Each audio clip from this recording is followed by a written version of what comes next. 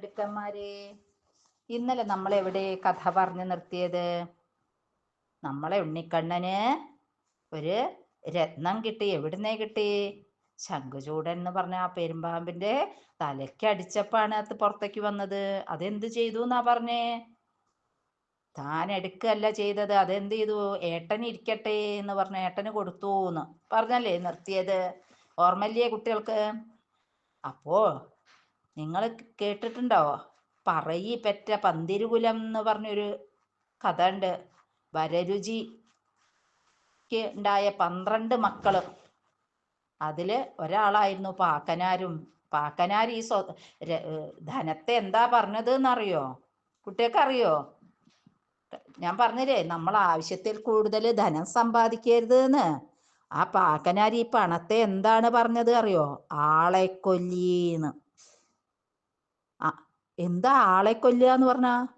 ആളുകൾ പരസ്പരം കലഹിക്കാനും വെട്ടാനും ഒക്കെ ഉള്ള ഇതാവും. അപ്പോൾ അത് കേട്ട് നിന്ന ഒരു വ്യക്തിക്ക് തോന്നിയില്ല, ഇത് എന്താ പണം എങ്ങനെ ആളെ കൊല്ലുക? എല്ലാവരും ഇപ്പൊ നടക്കുന്ന കാശുണ്ടാക്കാൻ വേണ്ടിയിട്ടല്ലേ കുട്ടികളെ? നിങ്ങൾക്കറിയില്ലേ? ഓരോരുത്തരും ധനസമ്പാദനത്തിന് വേണ്ടിയിട്ടാണ് നടക്കുന്നത്. അപ്പൊ എങ്ങനെയാ ഇത് ആളെക്കൊല്ലി ആവണത് എന്ന് ചോദിച്ചു. ആളെക്കൊല്ലി എന്ന് പറഞ്ഞാൽ ഓടി വരുന്ന ചെന്ന് നോക്കിയാൽ കുറെ സ്വർണം അവിടെ. സ്വർണം എന്ന് പറഞ്ഞാൽ ധന ഇപ്പൊ ഒരു മാണിക്യരത്നം കിട്ടിയിട്ടല്ലേ ഇപ്പം കൊടുത്തത്. അതുപോലത്തെ ഒരു രത്ന കൂമ്പാര. അതെങ്ങനെയാ ആളെ കൊല്ലണത് എന്ന് ചോദിച്ചു. അപ്പം നീ ഇവിടെ നിൽക്ക്, ഇപ്പം കാണാന്ന് പറഞ്ഞു. അവിടെ ഇവർ രണ്ടുപേരും, ഈ ചോദിച്ച വ്യക്തിയും പാക്കനാരും ഒളിച്ചിരുന്നപ്പോ അതിലെ 2 വഴിപോക്കര് പോയി ഇത്രേ. കേട്ടോ? കേൾക്കണ്ടോ കുട്ടികള്? അവര് പോകുമ്പോ ഈ വഴിക്ക് നീ സ്വർണം കണ്ടു. അവര് ആ സ്വർണം എടുത്തു. 2 പേരൂടി എടുത്തപ്പം 2 പേരും പരസ്പരം പറഞ്ഞു എന്ന്, ഇത് നമുക്ക് രണ്ടാക്കും പകുതിയും പകുതിയാക്കി എടുക്കാം എന്ന് പറഞ്ഞു. ഓ ആയിക്കോട്ടെ, അങ്ങനെയാക്കാന്ന് വെച്ചു. അപ്പം പോകുമ്പോൾ ഒരാളുടെ മനസ്സ്, നമ്മളുടെ മനസ്സ് എന്ന് പറഞ്ഞാലേ, മനുഷ്യന്റെ മനസ്സ് എന്ന് പറഞ്ഞാൽ ആർക്കും പിടിച്ചാ പിടി കിട്ടുന്നതല്ല എൻ്റെ കുട്ടികളെ. നിങ്ങളിപ്പോ ഈ കഥ കേൾക്കുന്ന സമയത്ത് തന്നെ പലതും മനസ്സിൽ ആലോചിക്കുന്നുണ്ടാവും ഇല്ലേ? നമ്മളൊക്കെ അങ്ങനെയാ. അതുപോലെ ഈ 2 പേരിൽ ഒരാൾ വിചാരിച്ചു, എൻ്റെ കൂടെ അവനൂടി ഉണ്ടെങ്കിലല്ലേ അവന് പകുതി കൊടുക്കേണ്ടത്.